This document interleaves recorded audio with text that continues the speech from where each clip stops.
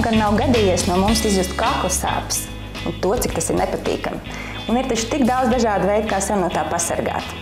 Un arī tad, ja ir gadījies saslimt, ir svarīgi izvēlēties pareizo ārstēšanu un laiku sākt to darīt. Vai tev gadījies arī ir kakla sāpes piedzīvot? Jā. Ko tu darīji, kad tev sāpēja kakls? Skaloju sāļu ūdeni. Mamma tev deva, jā? Un kā tev pēc tam bija? Labāk. Dāvi, tu varētu tagad turpināt zīmēt, bet nu ir laiks sarunā iesaistīt arī speciālistu, ģimenes ārsti, otolaringologu Ingu Žīgurti. Labdien, doktori! Labdien! Nu, kādi tad ir tie galvenie iemesli, kad mums sāp kakls? Parasti sāp kakls vienkāršajā variantā, tā ir saaugstēšanās, kad mēs padzeram augstu ūdeni sakarsuši, kad mēs atdziestam un tad mēs sajūtam kaklā sāpes. No sākuma parasti tā ir kasīšanās, skrāpēšanās sajūta, retāk pievienojas iesnas un sāpes var izstarot diezgan strauji uz ausīm, piemēram, kaut kur rijot, ēdot, runājot, no rīta arī klepus var būt kairinošs. Tas ir vīrusu saslimšana. Šajā gadījumā temperatūra praktiski ir ļoti maz palielināta vai tikai nedaudz palielināta. Apskatot kaklā, kā mammas parasti mēdz skatīties bērniem, mēs redzam apsārtušu kaklu, tautā saka. Tātad tās ir gan mandalis nedaudz sārtas, gan tie lociņi, kakla visa gļotāda apsārtusi, bet nav strutaina aplikuma lielākoties gadījumā. Ja? Un temperatūra nav augsta. Tādos gadījumos mēs varam tikt galā ar savām tādām pašmāju vecmāmiņu receptēm? Tādā gadījumā varētu sākt ar vienkārši tēju padzeršanu, ar kumelītes, kliņģerītes, medus, ja nav alerģija, protams. Smagākos gadījumos, kad kakls sāp un nevar arī ēst cilvēks, tad ir angīna.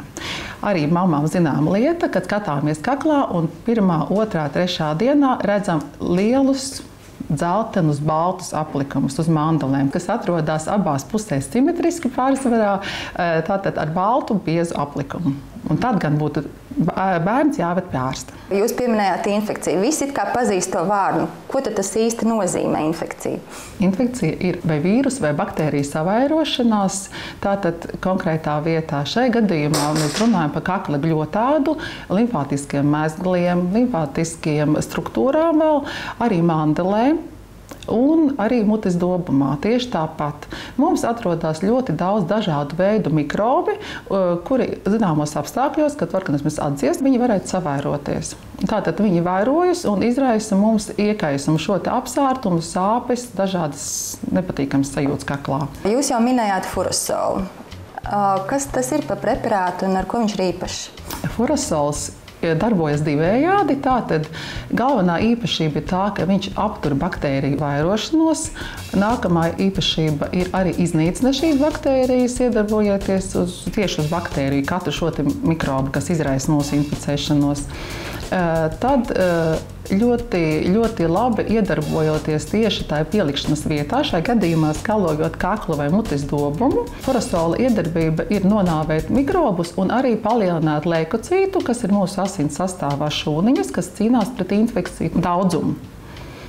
Arī šie leikocīti tātad saskrien uz šo infekcijas perēkli un sāk iznīcināt mikrobu vai baktēriju. Mutes dobuma un rīklas infekcijām. Vai furosolu var lietot? Jā, mutes dobumā ļoti labi darbojās. Mutes dobumā mums ir ļoti daudz dažādas baktērijas, ja, un tās kādreiz rada pat čūliņas, kas arī traucē un ļoti sāpīgas. Furosolu varētu izmantot arī mutes dobuma skalošanai. Reizes 2-3 dienā, vai arī pēc katras ēdiena reizes. Kāda ir šī tieši priekšrocība furosolu? Furosolam ir daudz priekšrocības. Viena no tām ir, ka darbojas tikai tai pielikšanas vietā, praktiski neuzsūcās organismā, tātad neietekmē vispār organisma stāvokli, praktiski nav alerģisku reakciju, un mikrobi, tie, kas mums ir parasti vairojās, tātad nepierod. Viņiem neveidojas rezistence, tātad nepierod pie šī antibakteriālā līdzekļa. Katru reizi, kad jūs lietosiet, visticamāk būs darbīgs. Cik ātra ir furosolu iedarbība? Furosolu iedarbība ir tūlītēja, ja tas būs pēc pirmām lietošanas reizēm, kaklā simptomi samazinās, sāpes mazinās, kairinājuma sajūtu un cilvēks jūtās labāk. Doktor, man arī viens jautājums. Es biju ar savu rāvanu uz meža kaķi.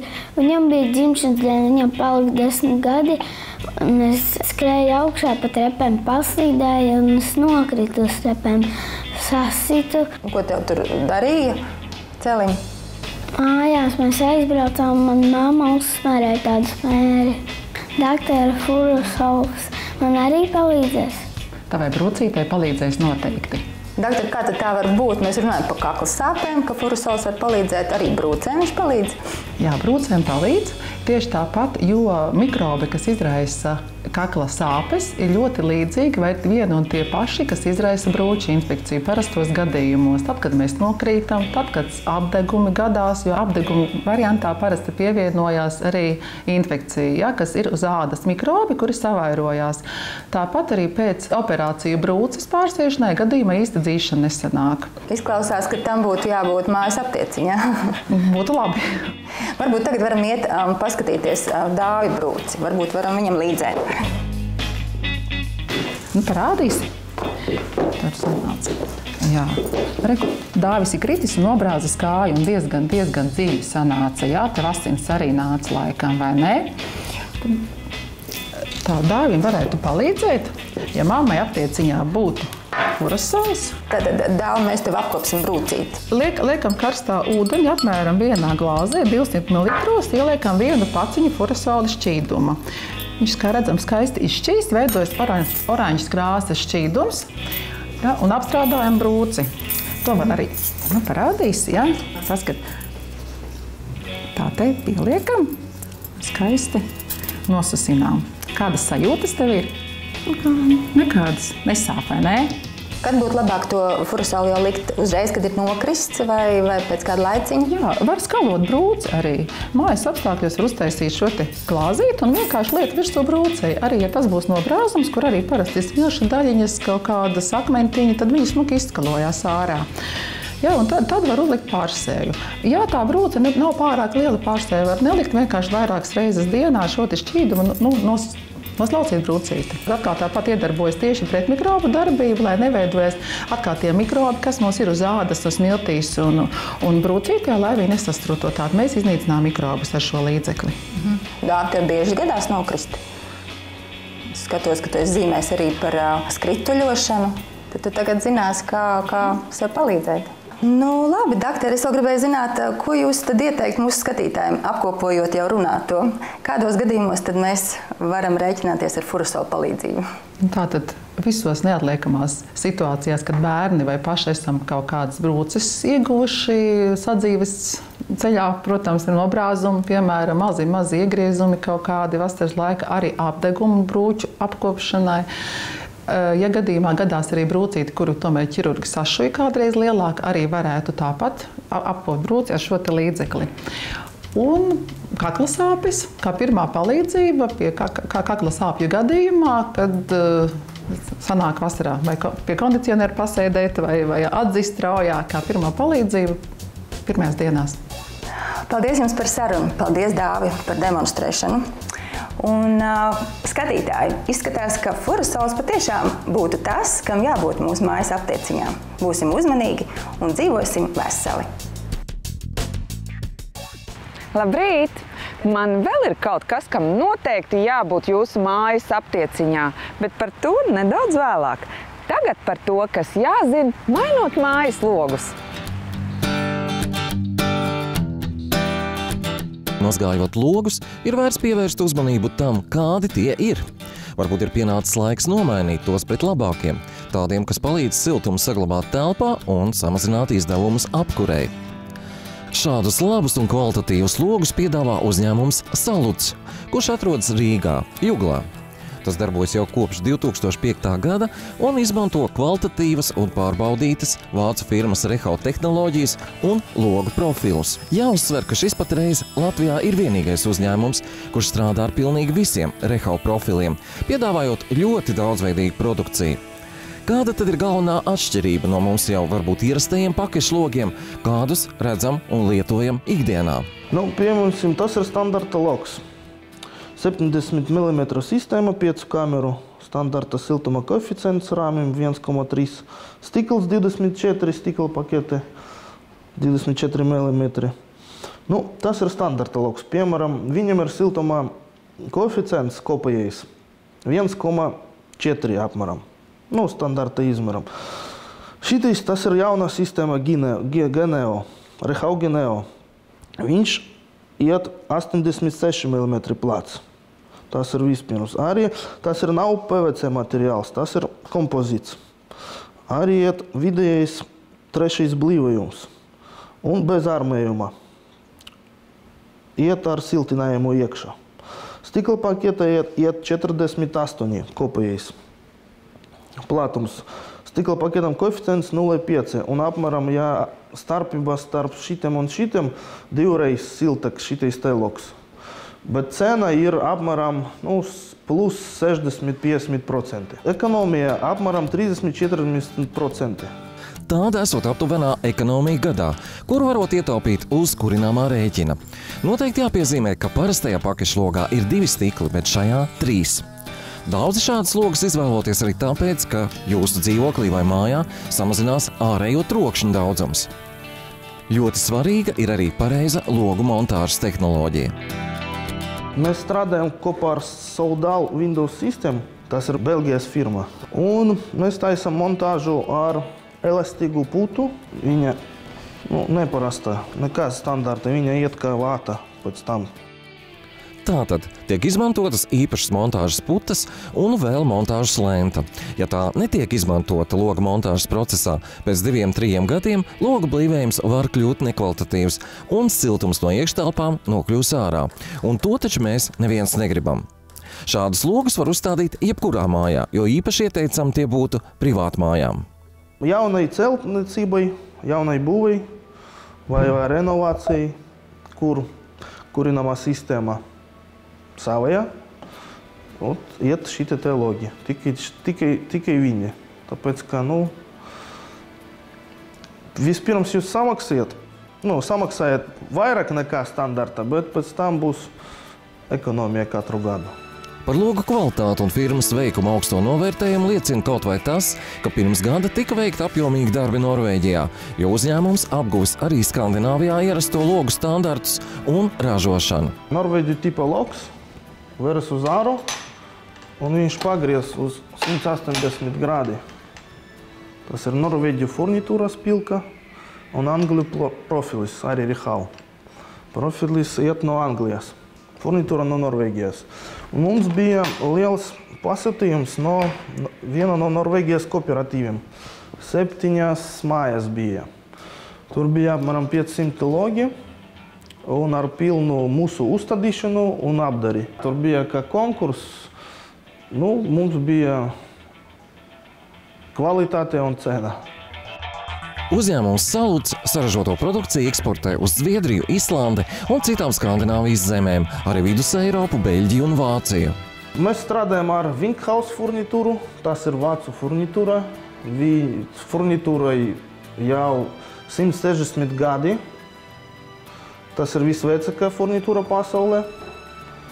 Principā ļoti laba mehanizmi, bez problēmas strādā. Ļoti parasta regulēšana, tāpēc nevajag nekādas sistēmas viņa ar roku un visu.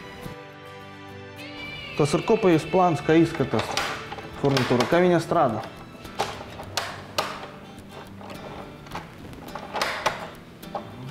Vajadzības gadījumā var izgatavot arī pastiprinātus logus, lai jūsu dzīvoklī vai mājā tik viegli neiekļūtu nevēlami viesi ar negodīgiem nodomiem.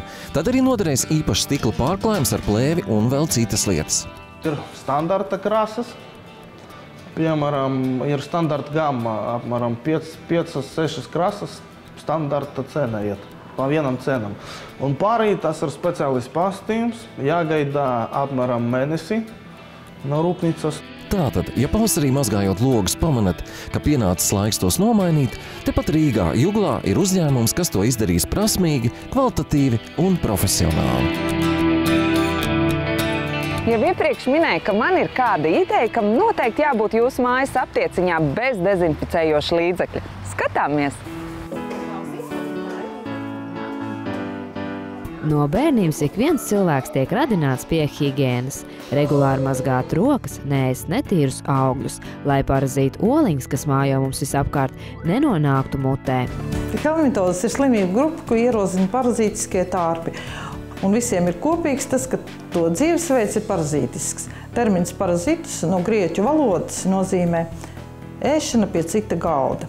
Biežākā mūsu klimatiskajā joslā sastopamās helmintozes ir askaridoze, ko izraisa cērms, un enterobioze, ko izraisa spalīši.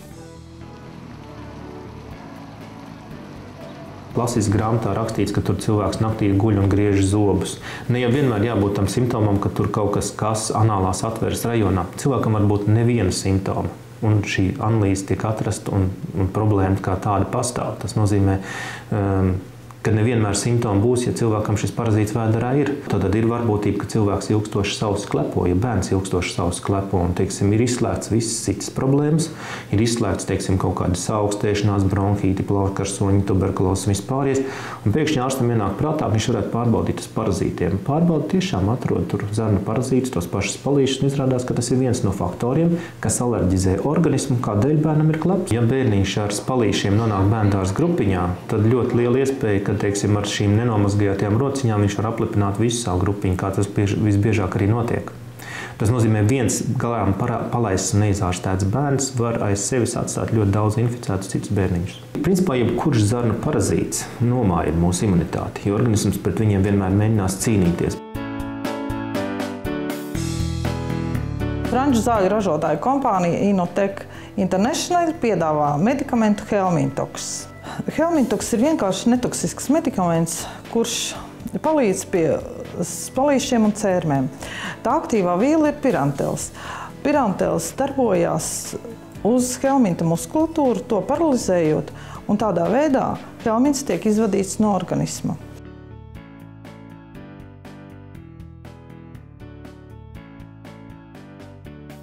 Boliņā viņš nedarbojas, un tāpēc ir vajadzīga šī otrreizējā deva pie ārstēšanas.